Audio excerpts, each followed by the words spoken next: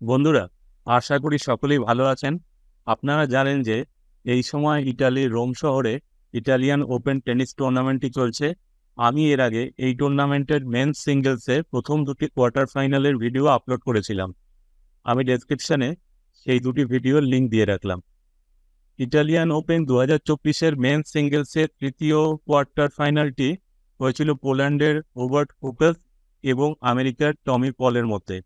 Hückel's তার অসাধারণ সার্ভিসের জন্য টেনিস দুনিয়ায় অত্যন্ত পরিচিত। খেলার প্রথম সেটের তৃতীয় গেমে হুকার্সের সার্ভিস ব্রেক করেন টমি পল। চতুর্থ গেমে আবার হুকার্স ব্রেক করে দেন টমি পলের সার্ভিস।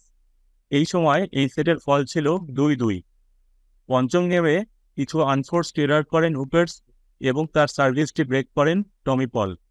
এরপরে নিজের সার্ভিস গেমটি তিনি ধরে রাখেন এবং এই সময় সেটে তিনি 4-2-তে এগিয়ে যান।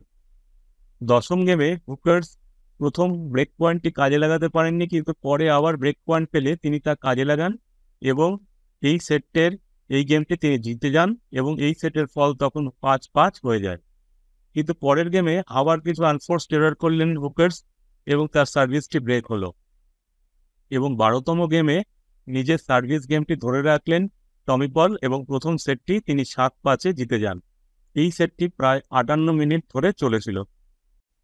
দ্বিতীয় সেটের প্রথম গেমেই টমি পল ব্রেক করে দেন হুকার্সের সার্ভিস এবং নিজের সার্ভিস গেমটি এরপরে তিনি ধরে রাখেন এবং দ্বিতীয় সেটে শুরুতেই 2-0-তে এগিয়ে যান। তৃতীয় গেমে টমি পল হুকার্সের সার্ভিস ব্রেক করার সুযোগ কাজে লাগাতে পারেননি এবং হুকার্স নিজের সার্ভিস গেমটি ধরে রাখেন। চতুর্থ গেমে টমি পলের কিছু আনফোর্সড এরারকে কাজে লাগিয়ে তার সার্ভিসটি ব্রেক করেন হুকার্স। এই সময় এই সেটের ফল ছিল 2-2। এরপরে আবার অষ্টম গেমে টমি পলের সার্ভিস ব্রেক করে দেন হুকার্স।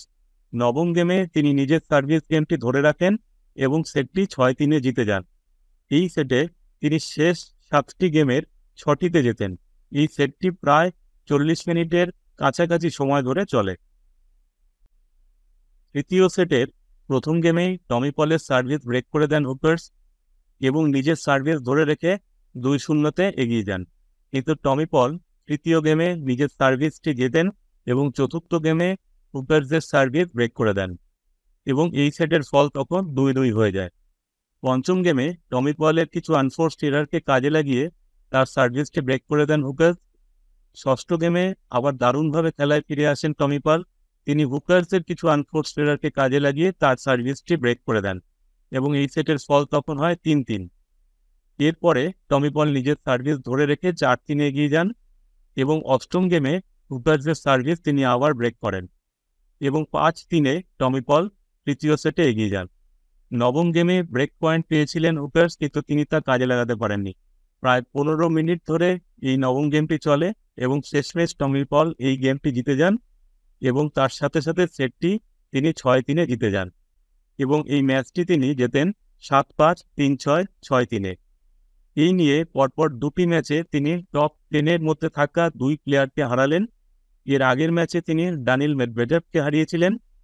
এটি টমি পলের তৃতীয় এটিপি মাস্টার্স 1000 সেমিফাইনাল এবং ক্লে কোর্টে এটি তার প্রথম এটিপি মাস্টার্স 1000 সেমিফাইনাল। আশা করি ভিডিওটি আপনাদের ভালো লেগেছে।